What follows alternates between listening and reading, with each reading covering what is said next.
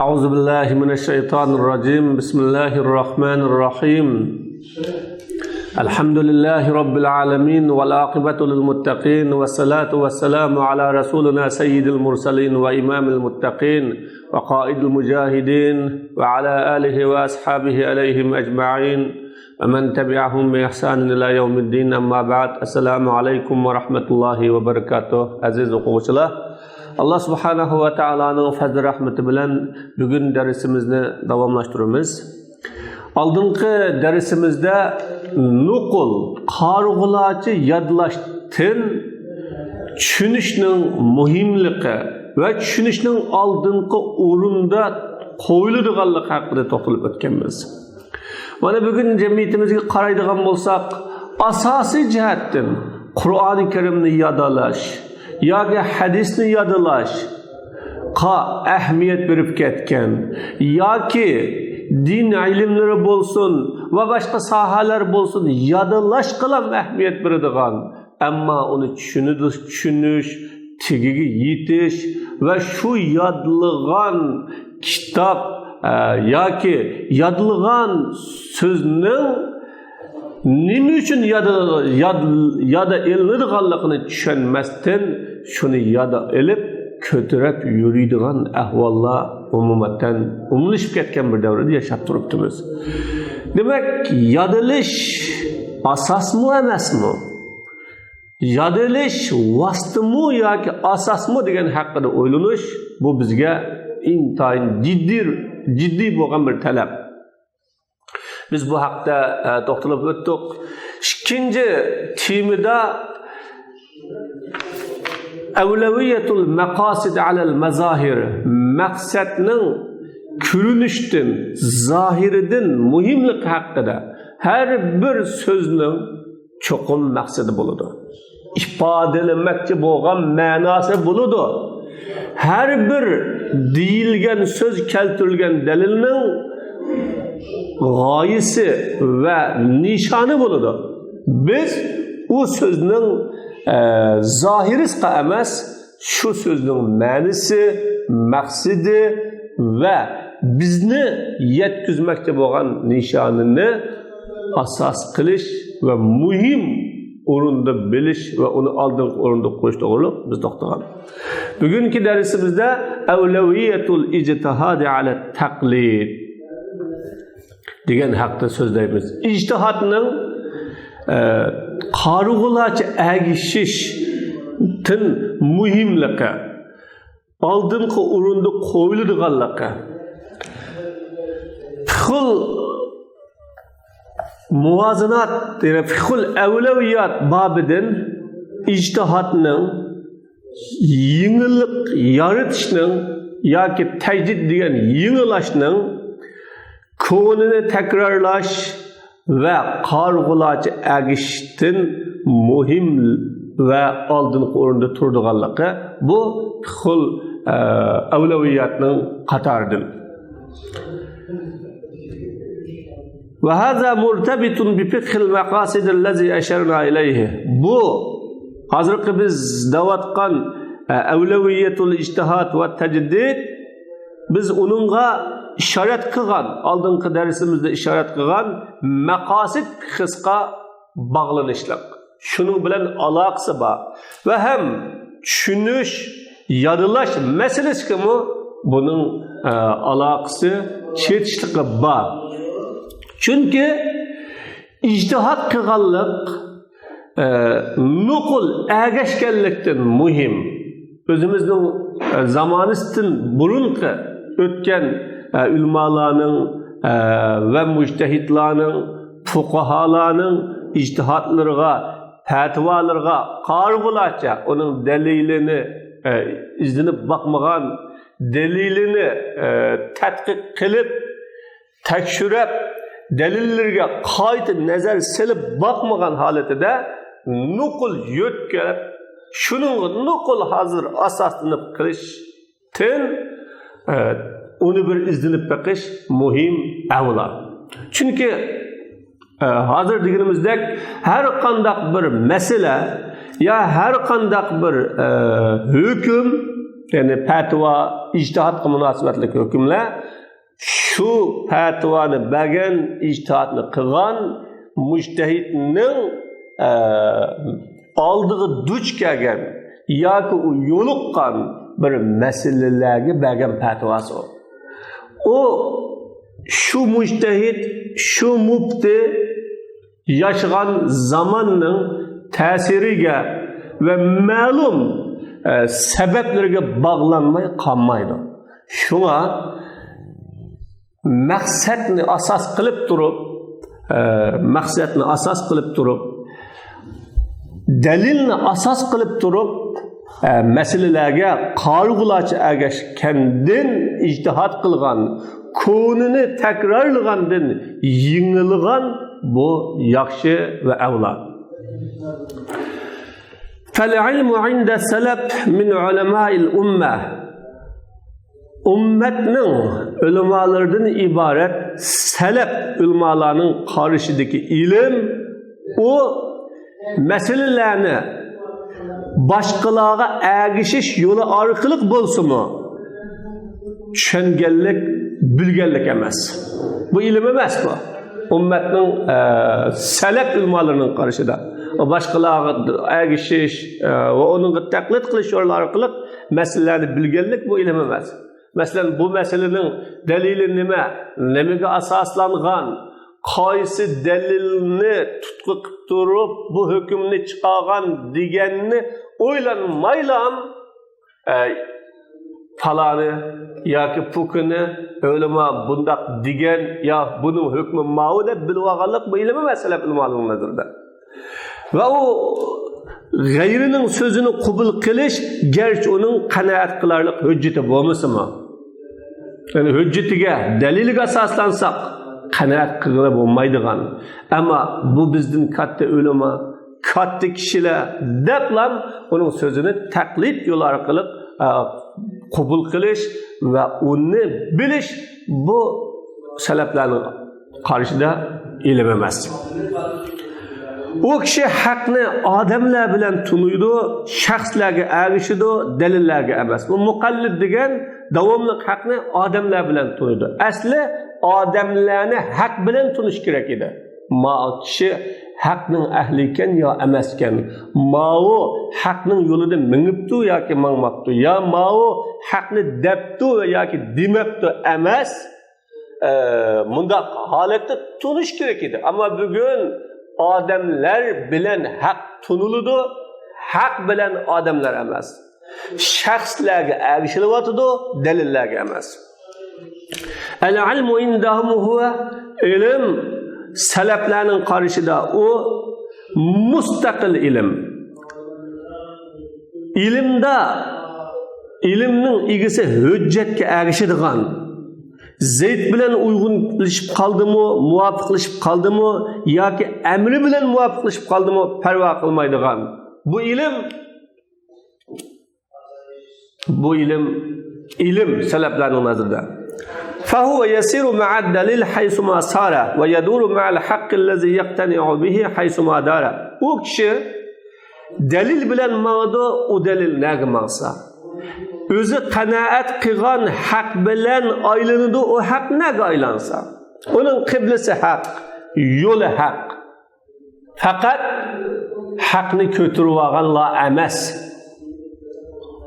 Demak bu ilm salaflarning qarshidagi shu dalilni asas qila oladigan, dalilni tepib chiqa oladigan, har qanday bir masalada dalilini bila oladigan ilm.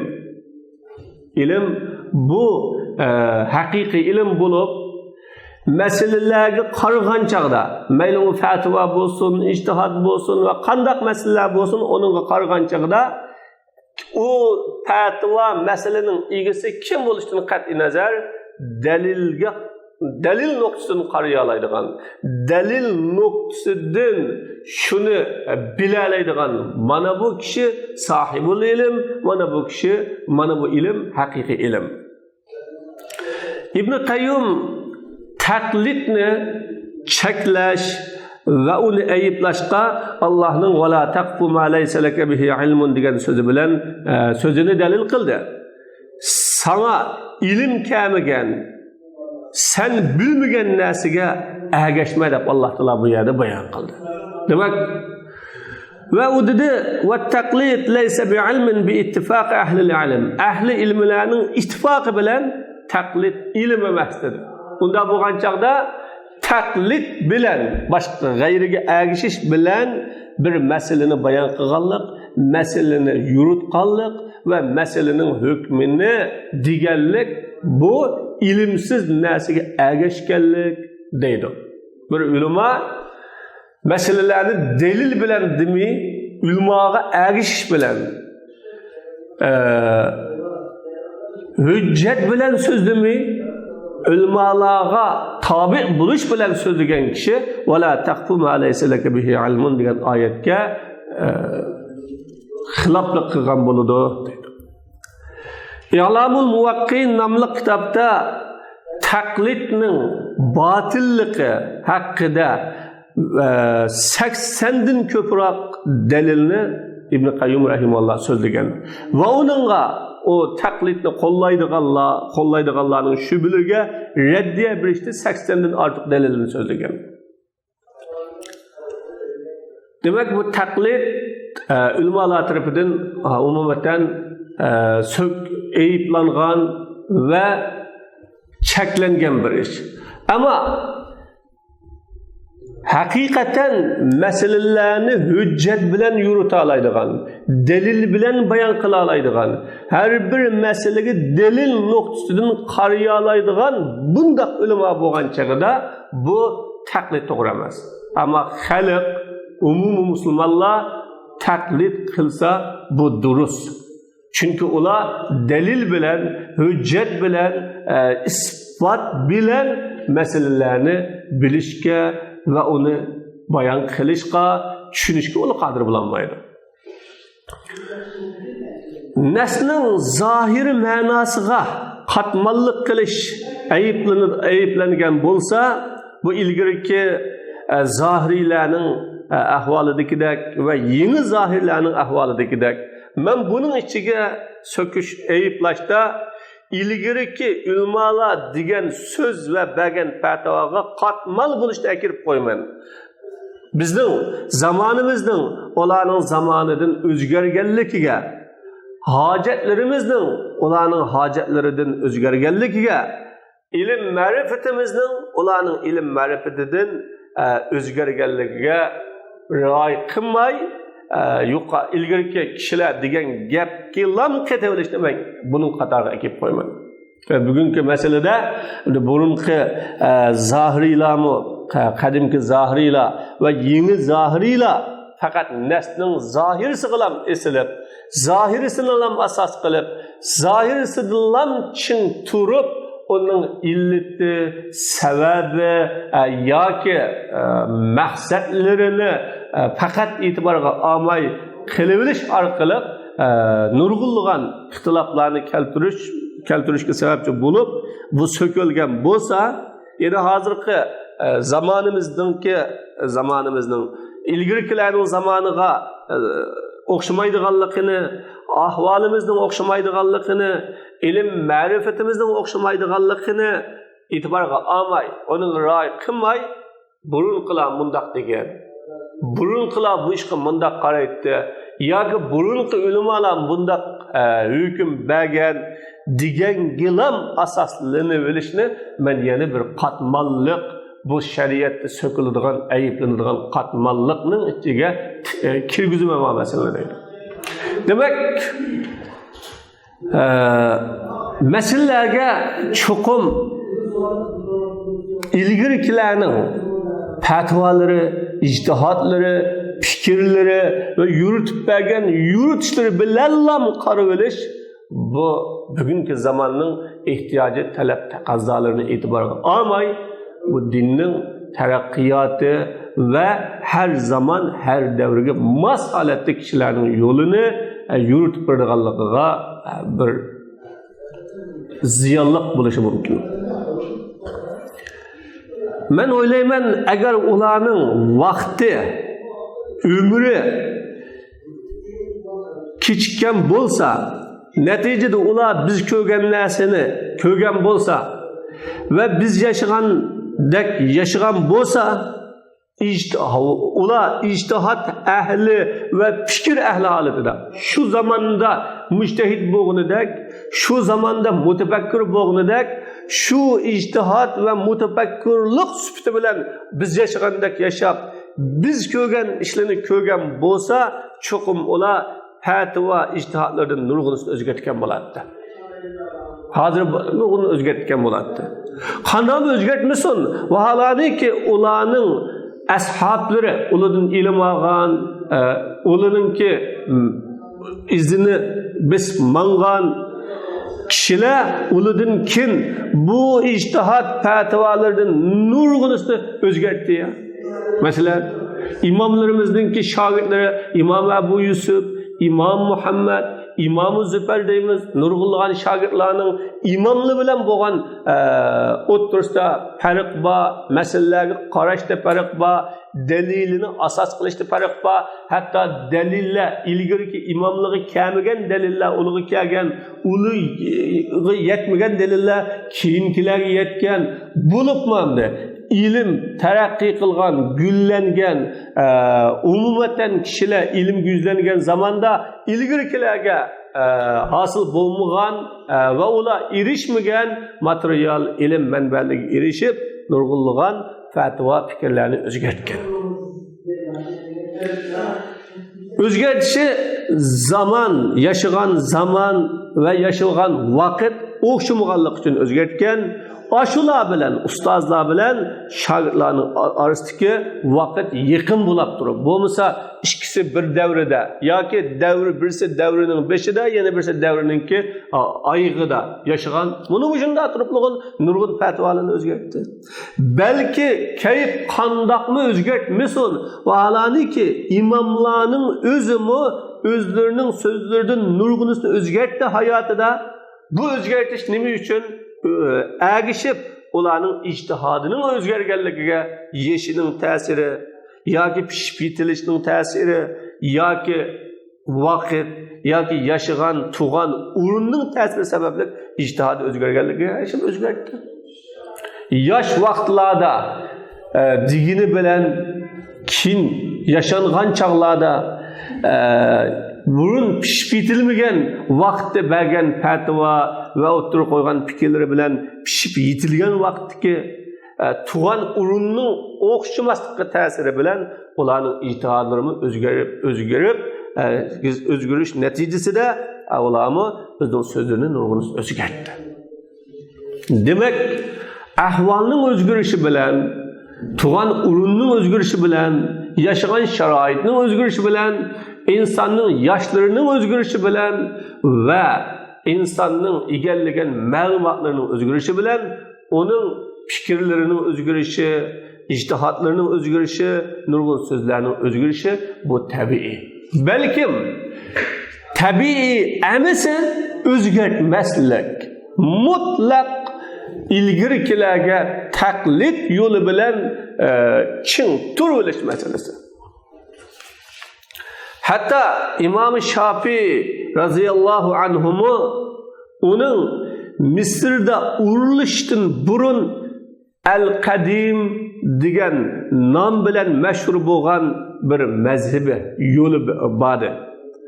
U Mısır'da urilashgandan keyin Al-Jadid degan nom bilan mashhur bo'lgan, tunilgan bir mazhab shakllandi, o'tirib chiqdi. Demak, İmam Şafii'dek katta mujtahid ulamalarning ve bütün Müslüman ümmeti, Müslüman alimi itiraf kılgan şundak bayrakdar mujtahidlarning yaşagan o'rinning, makonning o'zgarishi bilan nurg'unlagan fatvo, fikr, ijtihodlari o'zgardi. Çünkü ve ma zaka illa li'annahu ra'a ma lam yakun qad ra'a ve sami'a ma lam yakun qad sami'a. Bunda bo'lishi çünkü o kömügen, özü yaşagan yurtda, yaşagan urunda kömügen neslerini köde ve o anlamagan neslini özünün yurtida anladı o. Çünkü özünün tuğan yurti terakki kılmagan yurt bolsa terakki kılgan yurtga bargandan keyin ve özünün yurti bikinme yurt buqqasa içivitilgen yurtluğa bargandan keyin özünün yurti arkada kalgan iqtisadi ve nurgul medeniyet safa seviyelide arkada kalgan yurt bolsa ama bargan yurti bu jahlarda terakki kılgan yurt bolsa onun körüdigini, anlaydigini, bilidigini, düşünüdigini nurgulgan ma'lumatlari özgürüdü. Neticede onun fikirleri, fatvaları, ijtihatları hem özgürüdü. İmam Ahmed mu? Hakikaten İmam Ahmed'in bir meselede birbiriga qarshi bir necha rivayet qilindi. Bunda bo'lishi chunki İmam Ahmedning fatvosimi sharoilining o'xshamasligi, ahvollarining o'xshamasligi bilan o'xshamaydi. Shuning uchun bu fatvo masalalarida odamlarning ahvoliga qarab turib, odamlarning sog', kasal, boy, nomrod, cho'ng, kichik masalasi, tug'an o'rnining ahvoli masalasi, ya'ni tug'an o'rnining sharoiti masalasi, ahvoli bilan fatvo, fikr, ijtihod va diniy masalalarning o'zgarib turganligi bu tabiiy ham shundoq bir davriga mos shaklda dinga yetakchilik qilish yo'lining muhimligini uqtirib ko'rdi. Shuna ulamolarning fikrlarining o'zgarganligi yoki qarashlarining o'zgarganligini uni inkor qilishga, ayblashga bo'lmaydi. Balkim inkor qilish nimaga o'zgarmaslikka, ma'lumotini oshsimi, ko'rgan bilganlarining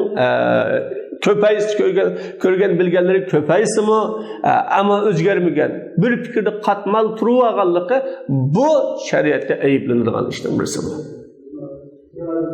Shuning uchun fatvoda, ijtihodda, fikrda yengilinish va ijtihod qilish ko'llarning fikr fatvolariga taqlid qilganlikdan yoki ko'llarning yo'lini davomli takrorlaganlikdan ijtihod qilganlik yaxshi. Ikkinchi avlaviyatu dirasa va tahdid li umuri dunya. Her dünyanın işlerini fiillallaş ve o'qishning, tadqiq qilishning muhimligi. Biz din ishlarida amal qilishdan ilmning burun bo'ladiganligining zarurligini degan bo'lsak, shundaqla buning zarurligini dunyoning ishlarida ham ta'kidlaymiz. Dini ishlarda qanday ish bo'lsin, cho'qim o ishni qilishdan burun bilish lozim. Bilib qilish lozim. Bu zarur. Shuning uchun iymonning oldida ilm turadi dedik. Shuning uchun Alloh subhanahu va taolo dinning birinchi xitobni o'qi degan xitob bilan qilganligini biz dedik. Alloh subhanahu va taolo har bir ishni ilm bilan qilishning muhimligini bizga Adem aleyhissalatu vesselam'a tunji bergen, yani Adem aleyhissalama bergen narsening ilm ekanligidan bilib olib bo'ladiganligini biz bayon qildik. Allah Adem aleyhissalama nubuvvatdan va har narsadan burun ilmni berdi. Bu ilmni berganligi har narsani ilmga asoslaning, ilmga tayining va ilmni o'lcham qiling deganligini biz tushunib olishimiz lozim. Shuningdek dunyo ishlarida ham buni ta'kidlaymiz. Dunyo ishlarini cho'qim bilish lozim, o'qish lozim, shu ishdan xabardor bo'lish lozim. Biz hozir har bir narsa ilm ustiga quriladigan dunyoning ishlaridan hech bir ishda qalaymi qanchalik tayyorlik qilmay o'ttirib chiqishni qabul o'tirg'i chiqishni qabul qilmaydigan bir davrada biz hozir. Ma davri ilim ustiga qurilgan davra. İlim devri bu. Bunu bilishimiz lazım. Şu her qanday bir ish qilmoqchi olsak, onda qalaymiqan yoki tayyorlik qilmay, qobiliyatimiz yo'q, saviyamiz yo'q holatda o'tirg'i chiqib qolsak bo'lmaydi vallah. Biz shu ilmga bak ahamiyat berishimiz lazım va planli holatda qilishimiz lazım. Shunlashqa her qanday muhim ish uchun u ishga bel bog'lashdan burun tadqiq qilish lozim. Uni boshlashdan burun foydasiga qanoat qilish lozim. Ijro qilishdan burun plan tuzish lozim. Ishlashga qadam bosishdan burun statistika qilish, numurlar bilan yordam talab qilish lozim. Qanda muhim ish bo'lsin, oldi bilan uni bel bog'lashdan burun, uningga bel bog'lashdan burun bir tushunishimiz lozim uni. Tadqiq qilishimiz lozim. Xuddi bir mo yer bo'lsa, uningga uy solmoqchi bo'lsak, yerning bu yerga qanchalik, ya'ni qancha qavat uy tushadi, buni bir bilish lozim. Undan keyin xaritani sizib, xaritasiz chiqqandan keyin qanday material ketadi, qanchalik material ketadi, chiqimi qanchalik bo'ladi, mening shu binoni selish uchun ketadigan chiqimlarni ko'tara oladigan iqtidorim bormi yo'qmi, bu qanchalik vaqtda putidi degandan iborat har narsani yaxshi tushunish va yaxshi o'ylash lozim.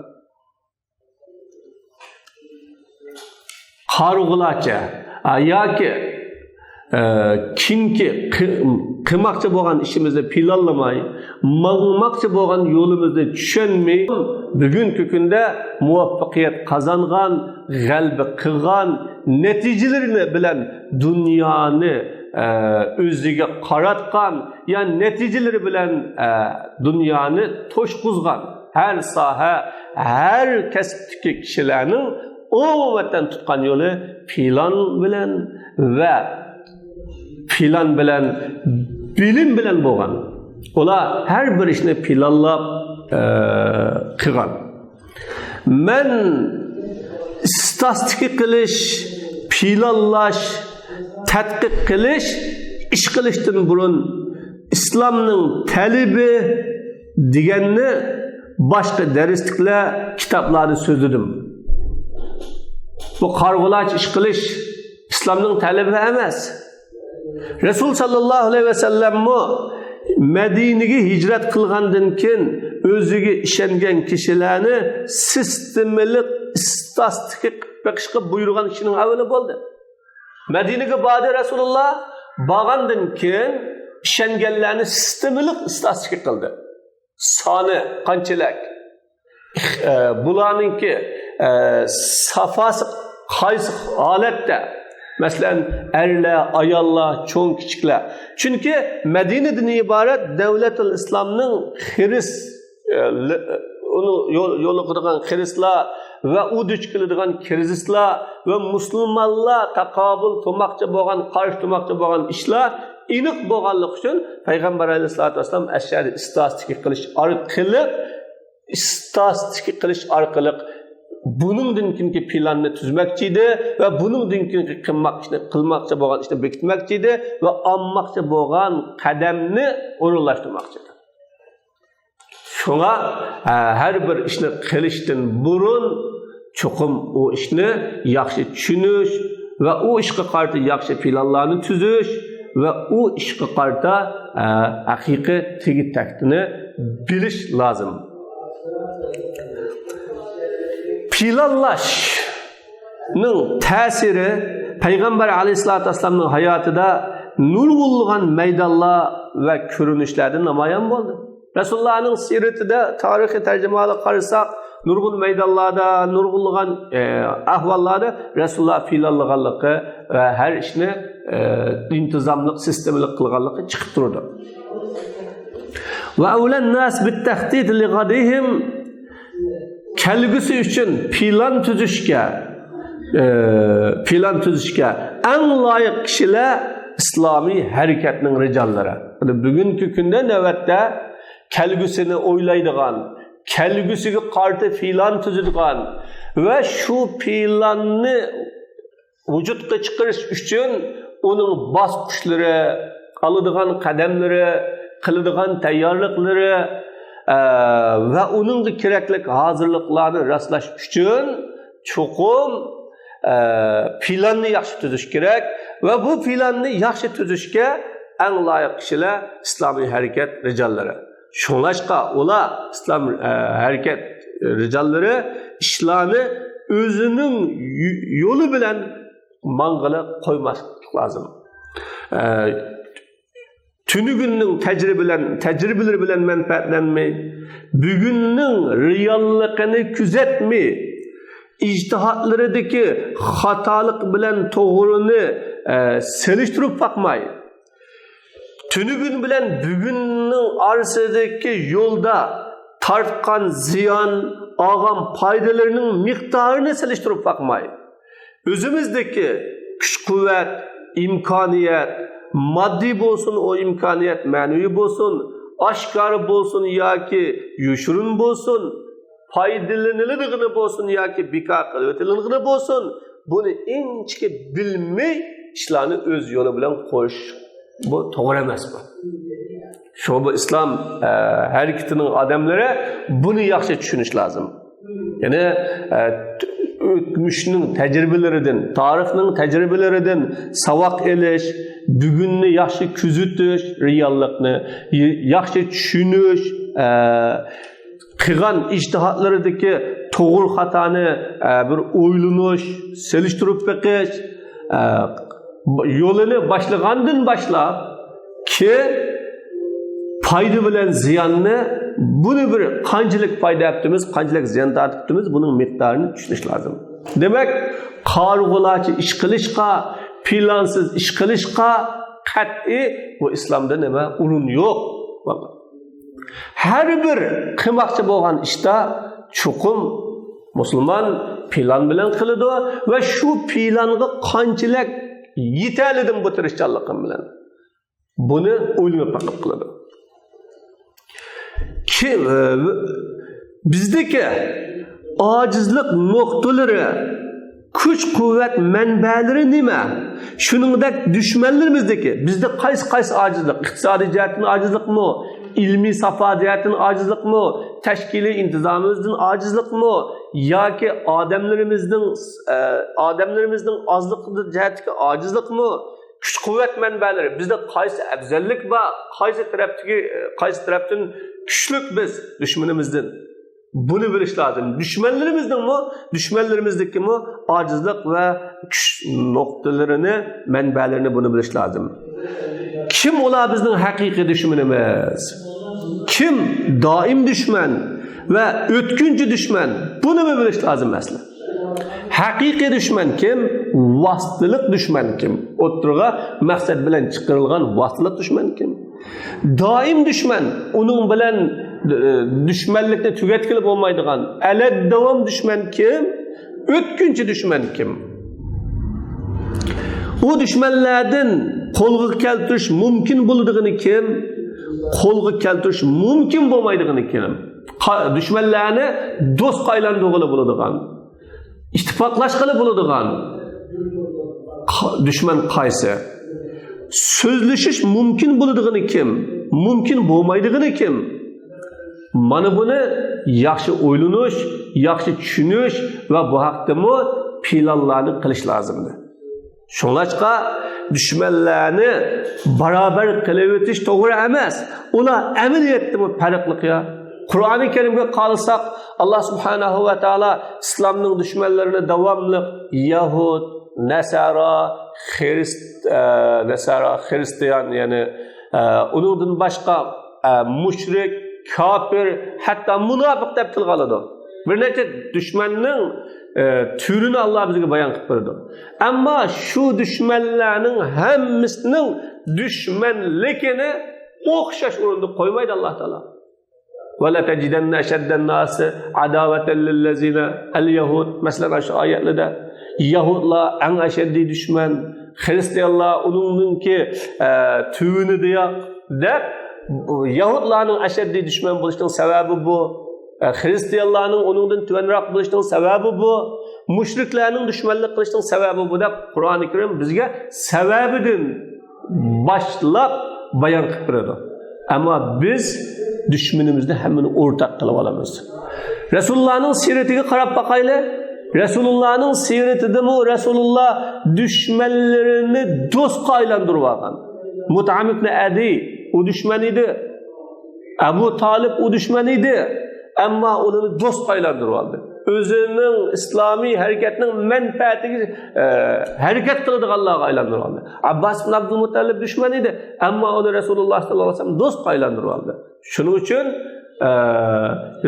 İslami hareket ricalları ve İslam davetçiler ve umumeten İslam Müslümanlar özünün her bir işini planlışı ve bu planın içindeki her bir işini plana layık icra kılış lazım.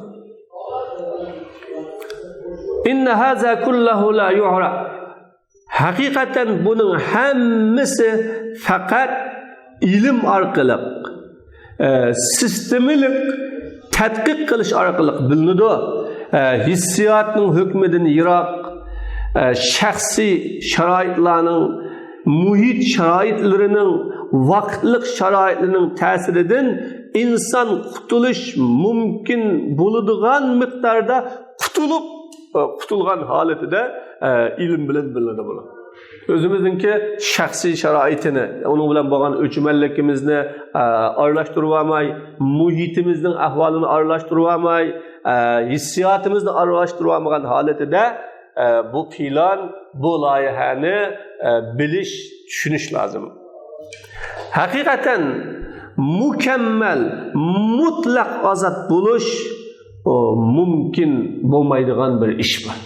Her taraftan mükemmel mutlak azat buluş mümkün olmaydıgan iş. Yakadu yakunu mustahilgen mümkün olmaydıgan buluşka tasla kalıdı. Tas kalıdı mümkün olmalı. Şuna azrak alışıp kalıdı ama alışıp kalgan bilen bunu hakim kılıvamaslık lazım. Demek meyli okuğucu bulsun, meyli okuğucu bulsun, her bir kişinin ömrü çeklik.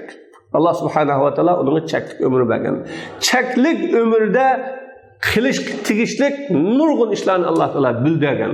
Shunlashqa musulmon qiladigan ishlarini planlashi, qila oladigan ishlarini ham bilishi va qiladigan ishlarini plan bo'yicha qanday qilishni yaxshi tushunishi va o'rganishi lozim. Unda qalaymiqan holatida, plansiz holatida tevekkül bilenlam tayyorlik qilmay o'tirga chiqmaslik lozim. Bugungi kundagi musulmonlarga kelgan musibatlarningki, nurg'unligan qiyinchiliklarningki sabablari balkim bu bo'la qolishi mumkin. Musulmonlar kelgusisi uchun planni tuzmagan, hatto mangadigan yo'lini yaxshi tushunmagan. Bu yo'lda uchraydigan dushmanlik qilg'uchining tabiatini, mohiyatini, düşmanlikinin davam bulamdı yoki vaqtlik düşmanlik bulamdı. Bunu bilmagan. Lekin meseleler musulmonlarning zihniga bo'lib qolgan bo'lishi mumkin. Allohu a'lam. Allah subhanahu va taolo hammamizni qilgan ishimizdan yaxshi natija chiqadigan, qilgan ishimiz yaxshi muvaffaqiyatli ishlarning qatoridan bo'lganlardan qilsin. Allah subhanahu wa taala yolumuzni biladigan, qilgan ishimizni biladigan, natijasining nega borganligini tunuydigan kishilarning qatoridan qilsin. Allah subhanahu wa taala hissiyotning, shahvatning hukmlari bilan hukm qilib, yo'lning orqasida pushmon qiladigan, yo o'tirda pushmon qiladiganlardan qilmasin. Allah subhanahu wa taala darslarimizni manfaatli musulmonlar foydalanadigan qilsin. Va axiru da'vana alhamdulillahi robbil alamin.